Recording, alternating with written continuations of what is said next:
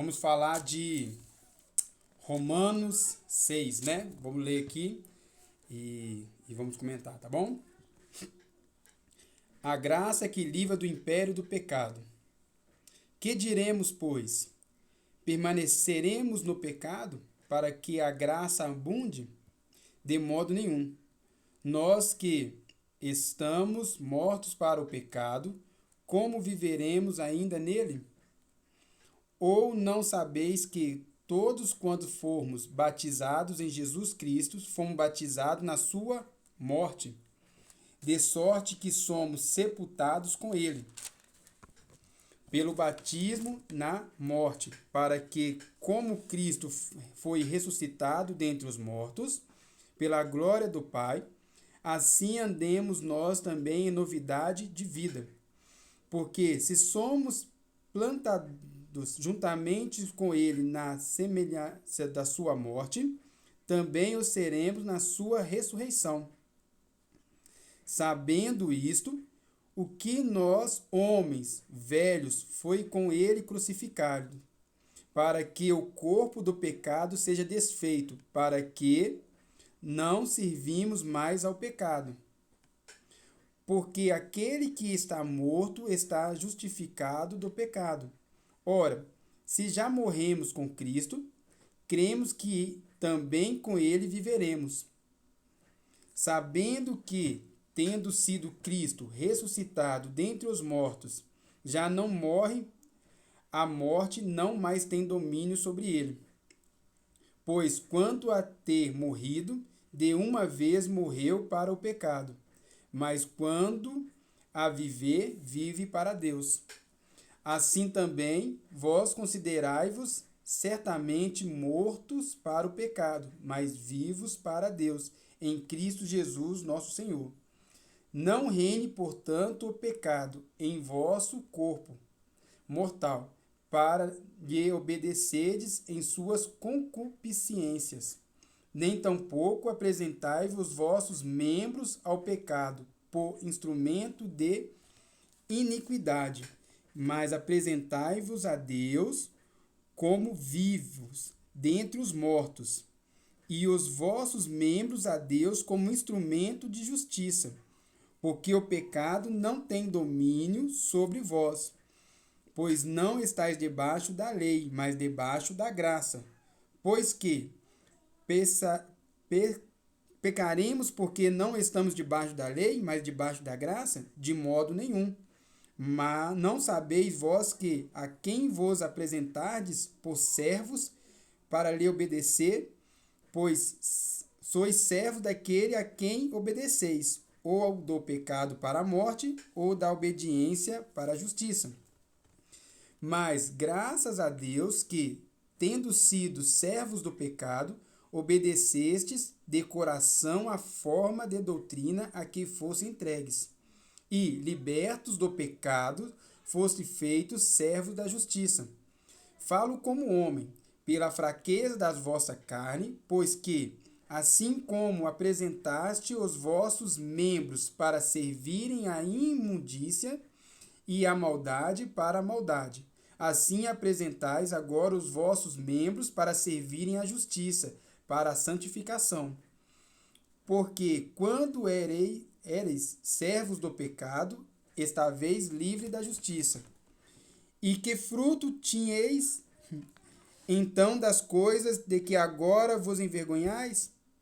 Porque o fim delas é a morte.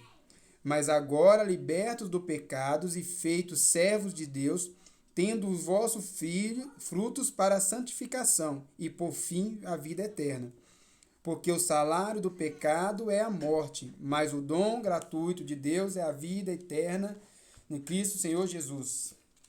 Amém. O que acontece? Esse capítulo aqui é maravilhoso, porque Paulo começa a carta lá atrás, lá no início, falando que Deus tem uma ira e está irado com o homem, e depois ele fala que não tem como, todos nós somos pecadores, que nós deveríamos ficar em silêncio. Aí ele começa a nos acusar, mostrar o quanto ruim nós somos. E depois ele fala, né, o quanto Jesus, que é maravilhoso, nos salvou de nós mesmos, dos nossos pecados. E agora nós somos salvos. Aí ele começa a falar, então se eu agora sou salvo, eu devo andar de que jeito? Como que eu me devo comportar? E é chique, em hora nenhuma aqui ele fala assim, você não deve pecar. Você, não. Porque é lógico que ele está explicando, se eu entendi que eu agora sou salvo pelo sacrifício de Jesus, e a única forma de eu ser salvo por esse sacrifício é morrendo junto com Cristo e nascendo um novo homem. Então, o batismo, o levantar a mão na igreja, de nada serve se eu não morri para o velho homem e nasci uma nova criatura. E essa nova criatura, ela está morta para as coisas do mundo. E agora não é que eu não possa mais pecar, eu não quero mais pecar. É diferente. Eu não vivo mais uma vida onde eu não posso mais, eu tenho que andar, que eu não posso, porque o eu não posso não dá uma impressão de amor.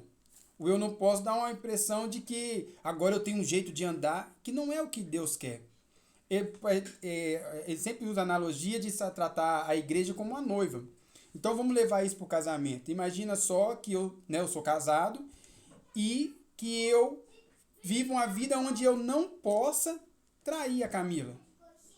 Não tem o amor nisso. Ah, eu não posso. Ah, eu queria, mas eu não posso. Ah, não, eu não posso. Agora não. Eu não quero. Ah, mas tem outras coisas. Tá, mas eu não quero. Ah, mas se ninguém ficar sabendo, mas eu não quero. E é isso que Paulo começa a falar aqui. Ele começa a nos explicar que se você verdadeiramente é salvo, e quando você batiza não na vida de Cristo, mas na morte dele. Então eu entendo que ele pagou o preço que era meu, ele foi morto e ressuscitou. E tudo que ele sofreu, eu deveria sofrer no lugar dele. E agora eu aceito isso e morro junto com ele. Eu não sou mais agora um Leonardo. Eu agora sou uma cópia de Cristo. Eu tenho que andar em santidade. Eu tenho que buscar agradar a Deus. Por quê? Porque houve uma morte, houve uma punição, houve um castigo.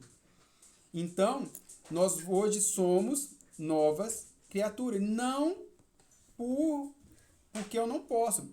E isso é uma das coisas que é o escândalo da graça. Por quê? Porque todas as outras religiões vai te ensinar que a forma de você obter a salvação é você se transformando em uma pessoa boa, tendo obra e fazendo coisa boa. E quanto mais coisa boa você faz, mais puro e iluminado você fica, mais próximo de Deus você chega, até chegar num certo ponto que você é um ser tão iluminado que você merece morar no céu. Já o cristianismo é o contrário. Ele fala o quanto você não consegue ser bom, o quanto o nosso Deus é tão santo, mas tão santo, mas tão santo, que a melhor pessoa que eu posso ser nesse mundo, mesmo assim eu ainda não sou digno de estar na presença dele. Eu posso me tornar a pessoa mais caridosa do mundo, que mesmo assim eu ainda não sou digno de estar na presença de Deus. Então ele é um Deus tão santo que eu não consigo ser digno da sua santidade. Então, como eu não consigo e ele me ama tanto, ele vem na pessoa de Jesus e Jesus se torna santo e vive uma vida de santidade que eu não consigo viver em meu lugar. Então, agora, por amor a isso, por gratidão a isso, eu vou viver uma vida agora que eu abandono esse mundo. E aí que está o perigo. Por quê? Porque quando a Bíblia fala que eu estou morto para esse mundo, eu estou morto para tudo. Entendeu? Eu passo a ter essa vida, eu abro mão dessa vida que eu tenho para uma vida na glória. Então hoje, tudo que eu faço hoje, eu faço para a glória de Deus. Aí eu começo a ter um propósito de vida que é o propósito original. Nós fomos criados à imagem e semelhança de Deus. E aí o pecado contaminou essa imagem e semelhança. Então eu sou a imagem e semelhança de Deus contaminado com o pecado. E Jesus é a imagem e semelhança. Ele é a imagem do Deus vivo. Então agora eu tenho que buscar me tornar a imagem de Jesus, porque quando eu me torno a imagem de Jesus, eu me torno a imagem de Deus e eu vivo o meu propósito original. Só que eu não consigo viver e transformar na imagem de Cristo se eu não negar a mim mesmo e carregar a minha cruz. Então eu tenho que abandonar. É o exemplo que Jesus fez. Jesus, ele abriu mão da sua vida, ele foi naquela cruz, ele morreu porque ele se entregou à morte, tá? Ele não morreu porque os soldados pegaram ele, não, ele se entregou. Ele fala com Pedro, fala: Pedro, peraí, se eu quisesse, eu orava ao Pai, o Pai mandava legiões de anjos aqui e a gente acabava com isso tudo. Você não está entendendo? Eu quero me entregar. Eu quero me entregar a esse sacrifício. Então Jesus vai e se entrega. Por quê? Porque ele fala: eu quero fazer isso. E eu, como cristão, não adianta colocar uma arma na minha cabeça e falar: aceita Jesus ou morre. E eu falar: eu aceito Jesus para não morrer. Não adianta. Porque não é por obrigação. Não é por causa da sociedade, não é por nada. Eu que tenho que virar o sacrifício vivo. Eu entrego a minha vida para ele, porque essa vida que eu tenho não é mais uma vida que eu quero ter. Porque essa vida eu sei que é contaminada pelo pecado. Então agora eu passo a ter uma vida de santificação. E essa vida de santificação não é uma vida onde eu não possa pecar. É uma vida onde eu não quero mais. Eu quero me entregar como sacrifício. Então toda vez que eu tenho a oportunidade de pecar, eu não quero. Eu sou um sacrifício vivo. Por quê? Porque eu estou morto naquela cruz junto com Jesus. A gente volta lá na cruz. Então agora eu começo a viver a minha vida por reino.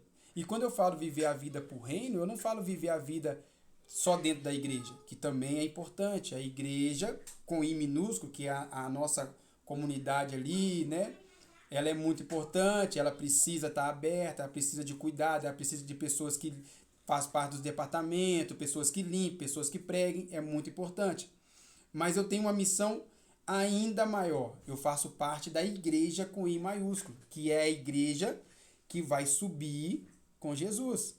Entendeu? Por quê? Porque na igreja com I minúsculo, na igreja ali que é as comunidades ali, tem pessoas salvas e pessoas não salvas. Dentro das igrejas tem pessoas salvas e pessoas que não são salvas. Pessoas convertidas e pessoas que não são convertidas. Pessoas que são apenas religiosas. Mas na igreja de Cristo, com I maiúsculo, a noiva dele, todos são salvos. E eu preciso fazer parte disso. Aí Paulo fala aqui de usar os meus membros. O que Paulo fala? Quando você era do pecado, quando você era do mundo, né, que a gente gosta de falar, você pegava todo o seu corpo e entregava às vontades da carne, à vontade que você tinha. Você, por exemplo, você ia para as baladas, você fazia as coisas que tinha que fazer, você se entregava àquilo, você usava o seu corpo para as coisas que muitas vezes feriam a Deus. Você entregava o seu corpo para o pecado. E que ele fala que hoje te traz vergonha, que é outra coisa também muito importante.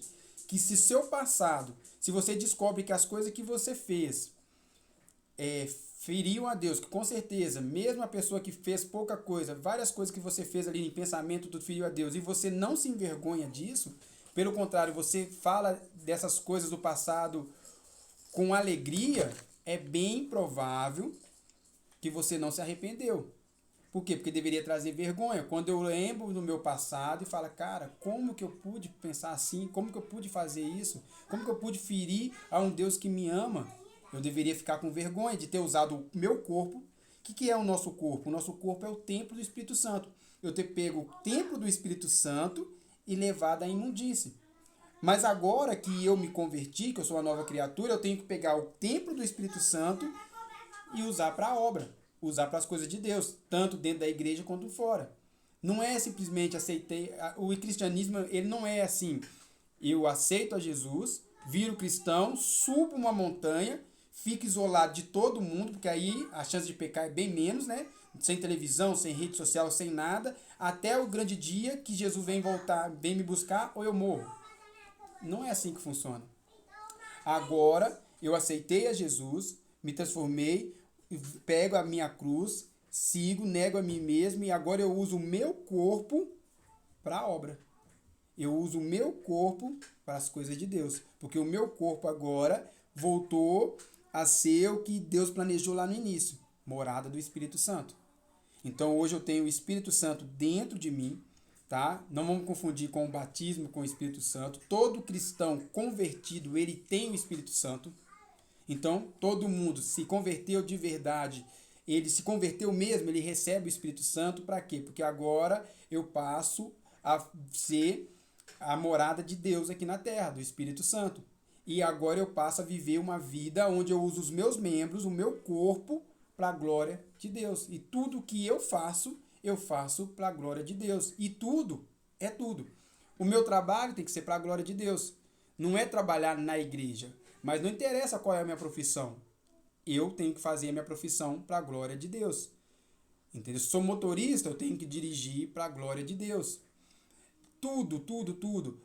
Se eu saio, os meus finais de semana, os meus passeios, minhas viagens, tem que ser para a glória de Deus. Aonde eu estiver, eu estou ali como embaixador de Cristo, responsável de olhar à minha volta e ver como que eu vou usar o meu corpo para glorificar a Deus. Eu não estou ali simplesmente para poder viver a minha vida, porque agora eu sou salvo. Não, Paulo fala, você agora vai usar o seu corpo para a glória de Deus. E é onde que muitas vezes nós erramos o nosso cristianismo, porque nós confundimos, nós achamos o seguinte: agora eu aceitei Jesus por medo do inferno. Agora eu não posso pecar mais, porque agora eu sou de Deus. Então eu tenho que andar em santidade. Porque eu não posso, não posso. Aí eu fico louco para pecar, eu fico doido para fazer as coisas, mas falo, não, eu não posso, eu não posso, eu não posso. Até o dia que eu não consigo segurar a onda e faço. Que é a hora que a maioria das vezes a gente afunda mais no pecado. Entendeu? E eu pego essa minha salvação e escondo. Sabe? Por quê? Porque eu viro aquele crente 007. Aquele crente que no trabalho ninguém sabe que você é crente. No seu meio social ninguém sabe que você é cristão. Ninguém sabe. Por quê? Porque a salvação é individual. Eu sou salvo, o problema é de quem não é. E não é assim. Eu tenho um trabalho para fazer. Eu tenho uma missão para fazer.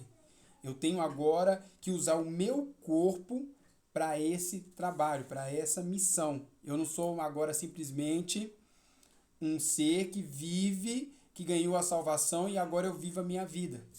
Porque se eu não estou usando o meu corpo para a obra, tem alguma coisa de errado. Porque eu até já falei, como que eu descubro que tem uma doença que está matando pessoas, eu descubro a cura dessa doença e guardo para mim. Existe uma doença e agora eu sei a cura. E eu recebo essa cura e escondo para mim. Isso não é amor. Isso não é dar ouvido ao Espírito Santo que habita em mim. Como que eu sei que agora aonde eu vou, o Espírito Santo, o próprio Deus, vai junto comigo dentro de mim e eu uso o meu corpo, que tem o Espírito Santo dentro de mim, para as coisas que ferem a Deus, que não são de Deus. Então não é questão de viver o certo, é questão de não querer viver o errado. Eu não quero mais. E aí a gente entra no processo de santificação, que é um processo que é viver a eternidade já aqui na Terra. A eternidade ela não começa depois que eu morrer ou Jesus voltar. A eternidade começa assim que eu aceito Jesus. E agora eu já vivo aqui na Terra o que eu vou fazer no céu. O que nós vamos fazer no céu? Nós vamos adorar a Deus, porque adorar não é louvor. Louvor é uma forma de adoração. Orar é uma forma de adoração. Ler a palavra é uma forma de adoração, mas adorar é conhecer a Deus. Então eu só adoro quando eu conheço. Por isso que a maioria das pessoas não adoram a Deus. Por quê? Porque elas cantam hinos, elas se emocionam, mas isso não é adorar. Adorar é quanto mais eu mergulho em Deus, mais eu conheço a Deus, mais eu adoro, mais eu quero conhecer Ele. E nós vamos passar uma eternidade fazendo isso, conhecendo mais da glória de Deus. Por isso que tem pessoas que até desanimam quando fala assim, em céu. Porque quer saber o que não vai fazer no céu? Aí você fala, conhecer mais de Deus. A pessoa fala, é isso? Por quê? Porque ela queria o quê? Uma Disney, sei lá, um passeio gostoso, praia, alguma coisa. Porque conhecer a Deus só parece não ser suficiente.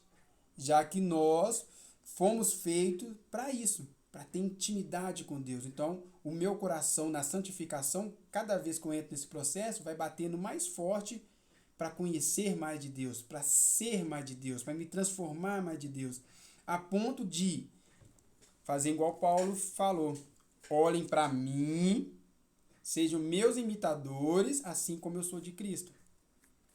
Então, o cristão genuíno, o cristão verdadeiro, ele é uma cópia de Jesus aqui na terra. Aonde que ele vai, é o próprio Jesus indo. Então, o cristão, ele não é assim, não olha para mim porque eu sou ser humano. Não. Eu quero conhecer mais. E aí eu entro no processo de cada dia pecar menos. E toda vez que eu peco, vai ser por acidente. E toda vez que eu peco por acidente, eu me arrependo. Eu me arrependo e começo de novo. E isso é tão interessante, gente, que a gente está conversando aqui, é que o pecado, ele traz consequências. Então, as consequências que o pecado traz, você não está livre dele. Então, quando você comete um pecado e se arrepende, a consequência dele, você vai sofrer. Não adianta eu tô de Deus, aí um dia eu me iro, mato uma pessoa, aí eu peço perdão para Deus e me livro da cadeia. Não, eu vou ser preso. A consequência do pecado está ali. O que não vai ter é a consequência da morte espiritual, porque eu me arrependi, eu errei e eu perdi. Só que Deus sonda os corações, então não adianta. Nós não conseguimos olhar para uma pessoa e falar, não arrependeu de verdade, não, mas Deus sabe, então não adianta eu enganar. Então, se eu me arrependi de verdade, Deus vai me perdoar. Só que, muitas vezes, o diabo usa a vergonha, entendeu? Ele usa a culpa e depois usa o medo de Deus. Então, eu peco. Aí, aquela coisa que a gente aprendeu toda, nós ensinamos muito para as nossas crianças, os mais novos, que é assim, perdeu a salvação. Aí você fala, nossa, perdi a salvação. Aí você fica com vergonha de ter pecado. Aí o diabo vem com culpa, tá vendo? Você é um pecador, sabia que você não ia conseguir. Você acha que é quem? Isso, a vida de crente não é pra você, não. E aí eu fico com medo de Deus e faço igual Adão fez, eu me escondo. Aí eu não tenho coragem de orar mais, eu já não tenho coragem de ir na igreja mais. E aí eu começo a pecar mais. Por quê? Porque eu tenho tanta vergonha, tanta culpa e tanto medo de Deus que eu me afundo no pecado. E deixa eu te falar uma coisa, não é o pecado, você é cristão, aceitou Jesus, não é o pecado que te leva agora para o inferno, é a falta de arrependimento. Então, eu quero viver uma vida de santidade, eu quero viver uma vida com Deus, eu quero viver uma vida de obediência, eu quero, mas se por algum motivo eu não conseguir tropeçar em alguma hora da minha vida, eu vou me arrepender e falar, Deus me perdoe, e ele falar, bora de novo, Léo, vida que segue. Não preciso me preocupar. Salvação não é uma coisa que ganha, perde. Aí eu tive um pensamento impuro, aí eu peço perdão, aí o diabo já me fala, já era, filho. Aí você viu lá que Jesus falou que você pensou é como se tivesse pecado? Já era, você pensou, perdeu a salvação, vai para o inferno. E não é assim que funciona. Eu preciso ter relacionamento com Deus. Então, o cristianismo não é um livro de regras. Não é um livro de regras. Lá no Antigo Testamento, a lei era um livro de regras. Porque Deus queria mostrar aqui, ó, isso, tudo aqui que vocês não podem fazer. Para mostrar que a gente não ia conseguir fazer isso tudo. Aí fala, agora não. A nova aliança é um livro agora de relacionamento. Quanto mais eu amo a Deus, quanto mais eu tenho intimidade com Deus, menos eu quero fazer as coisas que ferem Ele. Então, se você que aceitou Jesus não ora, não lê a Bíblia, não tira seu momento com Deus, não tem intimidade com Deus, voltando, é como um casamento. Você quer saber se um casamento está indo de mal a pior? Você quer saber se o casamento está prestes a terminar? É fato. É fácil olhar. O casal já não tem intimidade mais. Eles já não ficam juntos mais. Eles já não conversam as mesmas coisas mais. Cada um segue o seu caminho.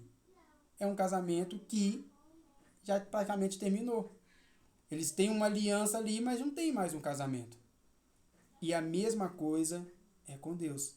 A gente começa a entrar em apostasia, em abandono da fé, porque eu deixo a minha intimidade com Deus de lado e começo a não me preocupar. Então, eu tenho um noivo e eu não quero me relacionar com o noivo. Eu não quero ter intimidade com o noivo. Eu não quero conhecer mais o noivo. E aí eu começo a fletar com o mundo. Eu começo a me agradar com as coisas que o mundo tem para me oferecer. E na hora que eu assusto, eu estou traindo o meu noivo com as paixões do mundo. Por quê?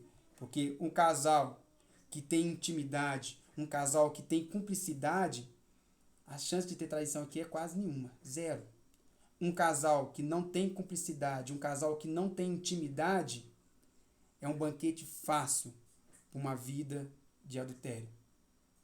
Então, se a gente não quer cometer um adultério espiritual, se nós não queremos cometer um adultério com um Deus que nos ama, nós precisamos ter muita e muita intimidade com Ele.